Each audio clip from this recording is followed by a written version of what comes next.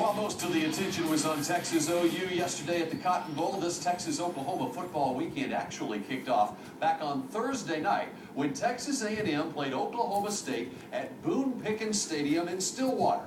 Gina Miller was there for it, courtesy T. Boone Pickens' private jet. Every single game day in Stillwater is focused on the Oklahoma State Cowboys. And just 271 miles south of there in Dallas, billionaire Boone Pickens is focused as well. I've always said, show me a good loser, and I'll show you a loser. I want to win. That's priority number one. Everything I do, I am competitive, and I do want to win. The 1951 graduate also wants to see his Cowboys win. He's donated around $500 million to the school, and while the money's gone to both the athletic and academic programs, Boone Pickens Stadium is perhaps the school's most high-profile addition. It's something he really wanted, considering how much he hated looking at the original facility. It went from 51 to 2004. We never had a paint job in there. It was the worst looking thing you've ever seen in your life. And it got so I would drive 2 blocks out of the way so I didn't have to see it. It was that bad. Now he sees it as much as he can, most recently making the trip to Stillwater to watch Oklahoma State host Texas A&M. It's evident how much he loves OSU. It's a beautiful place. Well, thank you. This is the first time you've seen it? Yes, sir. Yeah.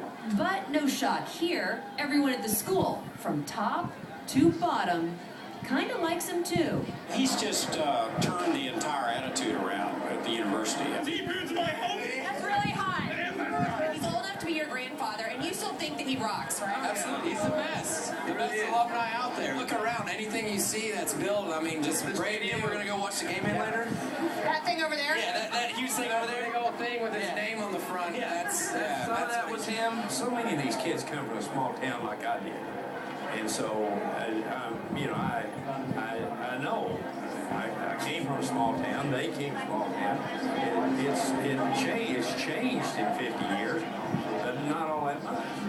We're still doing kind of the same thing. So, yeah, I feel connected to him. He's such a great role model for everybody. So, it's, I think OSU is lucky to have him. Oklahoma is lucky, so is Texas. He loves people. He just loves to talk to people, and he really believes that good things come of that. What they wanted me to do is to do the push-ups down there on the first touchdown. Could you do the push-ups? Oh, yeah. Feel my arms. I'm impressed. What wasn't so impressive was Oklahoma State's play early on, with the Aggies leading 21-7 at the half. 3 interceptions.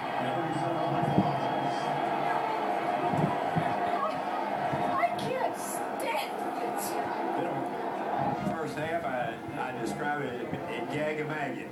It was terrible. Terrible. Turnovers. Who needs the quarterback? It wasn't good. The defense was horrible, and it was terrible. So, How frustrating is it for you to watch that? very frustrating. Yeah. Very painful. You're just like a fan, just like you're I tell you, if we can't do any better than this, I'll never make it to the end of this game. So be ready to go.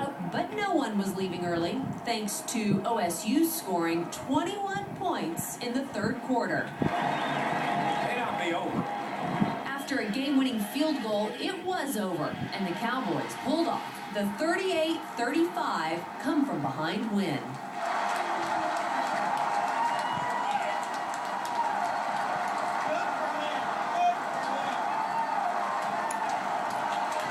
Pickens' post-game revelry didn't last too long. He doesn't ride an emotional roller coaster like more famous billionaire sports fans. You can't dwell on the wins, and you can't dwell on the losses.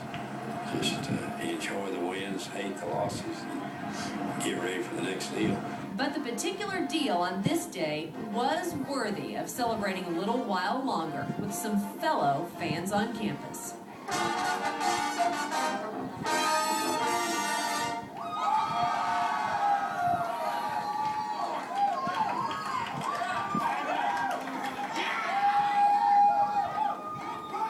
For For The Score, I'm Gina Miller.